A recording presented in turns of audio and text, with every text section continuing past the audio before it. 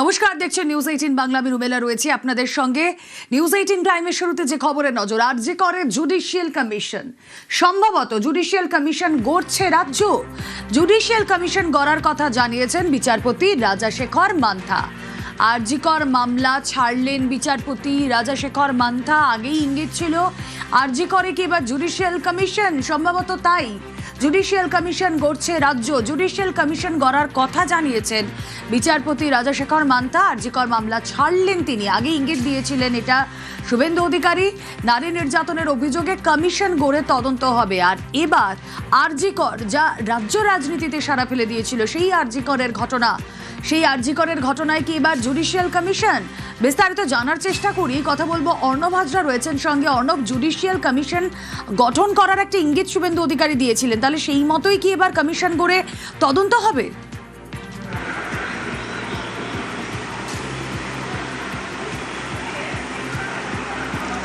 দেখো, আজকে 13 নম্বর আদালত কক্ষে বিচারপতি রাজাশেখর মান্থা এবং বিচারপতি রাই চট্টোপাধ্যায় ডিভিশন বেঞ্চে যখন এই মামলার শুনানি হয়, তখন প্রিজাইডিং জজ বিচারপতি মান্থা তিনি জানান সম্ভবত রাজ্য সরকার এই আরজিকর ঘটনা নিয়ে জুডিশিয়াল কমিশন গড়তে চলেছে, অর্থাৎ বিচার বিভাগীয় কমিশন তৈরি করে বিষয়টার একটা ফ্যাক্ট ফাইন্ড হয়তো করতে চেয়েছে।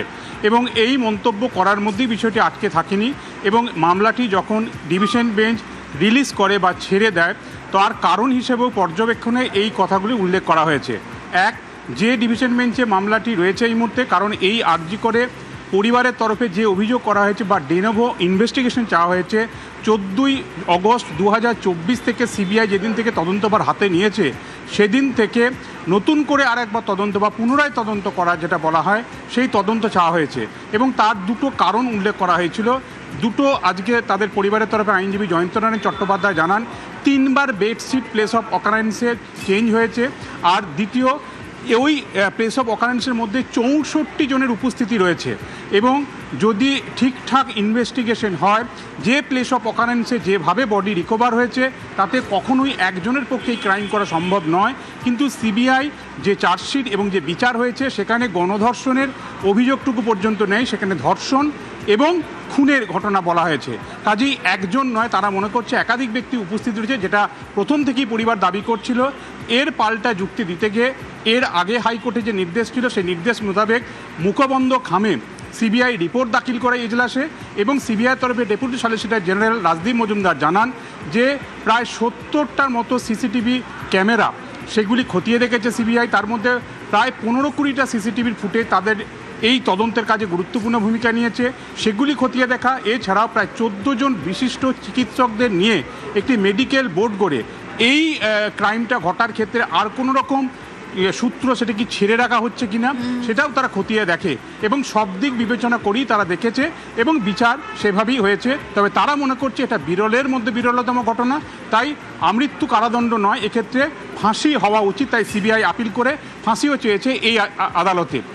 এই জায়গাতে পরিবারের তরফে আরও একটি আবেদন রয়েছিল, যে মামলাটি প্রথমে করা হয়েছিল বিচারপতি তীর্থঙ্কর ঘোষের বেঞ্চে এবং সেই আবেদনটি এই ডিভিশন বেঞ্চে পেন্ডিং ছিল, যে প্লেস অফ অকারেন্সে যেখান থেকে ওই চিকিৎসকের আরজি করের দেহ পাওয়া যায় সেই স্পটে পরিবার আইনজীবীর মাধ্যমে সেখানে উপস্থিত থেকে তারা ঘুরতে চেয়েছিল, দেখতে চেয়েছিল, সেটাও আজ পর্যন্ত নিষ্পত্তি হয়নি। এই অবস্থায় বিচারপতিরা বলেন যে সম্ভবত রাজ্য সরকার জুডিশিয়াল কমিশন গঠন করছে এই ঘটনায় এবং পাশাপাশি যে ডিভিশন বেঞ্চে এই মুহূর্তে মামলাটি রয়েছে সেখানে মামলার আধিক্য রয়েছে, কারণ শুধুমাত্র ক্রিমিনাল আপিলের মামলা সেখানে শুনানি হয় না, আরও অন্যান্য বিচার্য বিষয় যুক্ত রয়েছে।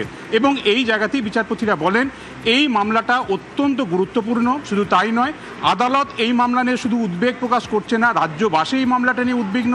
কাজেই এই মামলা দ্রুততার সঙ্গে শুনানি হওয়া প্রয়োজন, অর্থাৎ তার জন্য একটা নির্দিষ্ট বেঞ্চ, যে বেঞ্চে অ্যাভেলেবেল টাইম রয়েছে, সময় রয়েছে, মামলাগুলো যাতে গুরুত্ব সহকারে সময় দিয়ে শুনতে পারে, সেই ডিভিশন বেঞ্চে শুনানি হওয়া উচিত।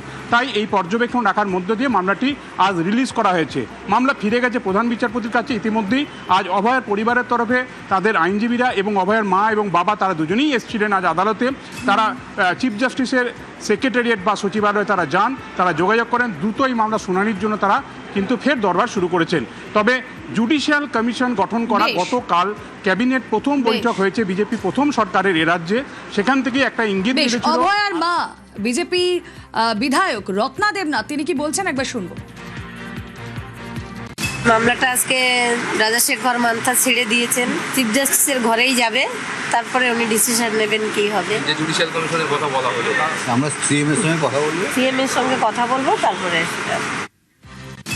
আর আগেই ইঙ্গিত দিয়েছিলেন মুখ্যমন্ত্রী শুভেন্দু অধিকারী।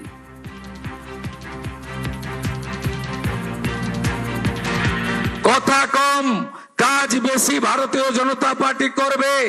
চার্জশিট প্রকাশের দিন মাননীয় নেতা অমিত শাহজি দুটো প্রতিশ্রুতি বাংলার লোককে দিয়েছেন।